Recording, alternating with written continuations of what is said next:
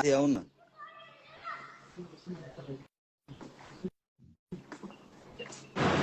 हैन होला यस sir what's up man के छ मागा हैन होला ठिक छ के हो के तिमीले मलाई त्यत्रो लाइभ साइभ केही देखेनौ ए मैले त केही देखिरहेको छैन यार के भनिरहेछ चित्त दुखेको छ भनेर यत्रोचोटि लाइभमा दुईचोटि भनिसके त्यही त मैले त्यस्तो चित्तै दुखा छैन मैले अनि तिमीले के भनिरहेछ त्यही त के छ यो यार भेट्न पर्यो नि त टाइम मिलाएर ओइ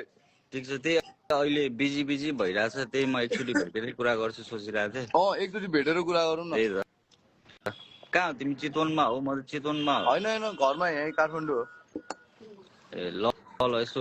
क्लब हान न यसो भेट्नु पर्छ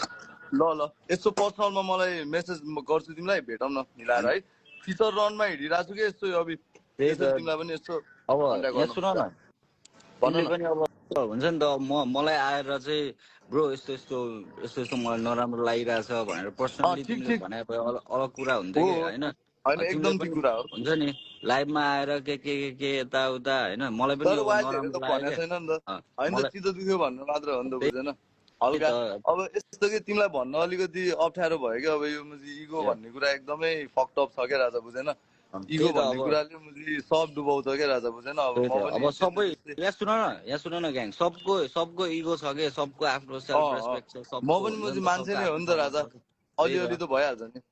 त्यही त भइहाल्छ तर पर्सनली आएर चाहिँ तिमीले मलाई भन्नुपर्ने हुन्छ नि त इन्स्टाग्राम या के हुन्छ नि त कल गरेर यसो छ यार ब्रो यसो मैले पछाडि भन्नेवाला मान्छे होइन नि तिमीले मलाई चिन्छौ नि म त्यही भएर यहाँ आएको हो कि झट्ट देखिहालेँ बिजी थिएँ मा कसम त्यही पनि त्यस्तो सिरियसली सिट पनि होइन तिमी बुझ न तिमीलाई थाहा छैछ नि भेटेपछि मुझे कतिको माया हुन्छ भन्ने कुरा हो नि त ठिक छ के भयो ठिक छ आऊ न एलओडीमा आऊ न 17 अप्रिलमा नवाज दाइलाई पनि भेट्नु पर्ने छ भोलि भेटौँ भन्दै थियो दाइले बरु भोलि भेट्दा न त सँगै भेटौँ न टाइम छ भने हुन्छ म मिल्छ भने आउँछु यसो बसेर कुरा भने नवाज दाइ तिमी हामी गर न म्युजिक दामी भइरहेछ म्युजिक दामी भइरहेछ म्युजिक गर न अब चाहिँ दामी हुन लाग्छ यार राजा यो अगाडिको त एकछिन जस्ट जोक सोक टाइप टिजर टाइप हो के अब चाहिँ दामी नै आउनु लाग्छ राजा त्यही त सुनाउँछु नि आएर क्रेजी छ अब तिमीलाई सुन्ने अडियन्स पनि छ तिमीलाई सुन्ने अडियन्स छ आफ्नो अडियन्सलाई चाहिँ के चाहिरहेछ त्यो चाहिँ पुरा गर न ढुक्क राजा यिनीहरूलाई यही त चाहिरहेको हो नि लबडा र झगडा यिनीहरूलाई चाहिएको कुरा दिन थाल्यो भने त राजा म डुब्छु बिहान कि डुट यिनीहरूले त मलाई म्याचिङ डेढ हनाइदिन्छ डेढ यिनीहरूको बस भयो भने त जा पर्पल सबसँग लबडा गर भन्छ यिनीहरूले माथि यस्तो साइको बनाइदिने कि राजा हो भन न मलाई मेसेजमा होइन म नोर्जा बोलेको हो भनेर म्याचिङ मेसेज आइदिन्छ के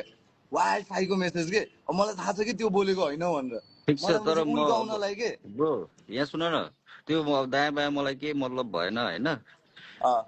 त्यही हो अब तिमीले मलाई चाहिँ भन्नै मन थियो होइन तिमीले अब त्यो लाइभमा आएर यताउता दायाँ बायाँ भन्नु होइन मलाई त सिरियसली चित्त दुखेर हो क्या राजा हेर तिमीले मलाई एक बोलीमा हामीले मलाई म तिमीसँग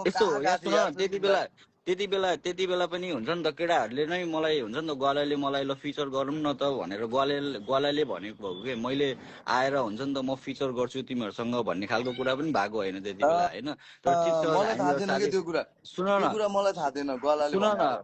सुन न अब त्यति बेला पनि हुन्छ नि अब ल गरौँ न त्यति बेला अब तिमीहरू राख्छ कि गीत म राखौँ भनेर पनि मैले सोधेको हो तिमीहरूले तिम्रोबाट राख्नु अडियन्स धेरै छ तिम्रो होइन यस्तो तिम्रो थियो अब त्यति बेला म त सकेसम्म राजा सुरुमा फर्स्ट चोटिमा फाइदा खान खोज्दिनँ के झोलाको नि फर्स्ट चोटिमा मैले उसको च्यानलमा हाल्न दिएको हो होइन मलाई फाइदा चाहिँदैन कि राजा जस्ट एज एन आर्टिस्ट तिमी आइपुगेको थियौ तिमी राम्रो आर्टिस्ट हो त्यसैले मैले होइन तिमी उता थियौ न्यू स्कुल र ओल्ड स्कुललाई अलिकति मिसाउँ भनेर मैले तिमीसँग प्रोजेक्ट गराए हो तिमीले भन्ने बित्तिकै बिहान उठेर कस्तो रात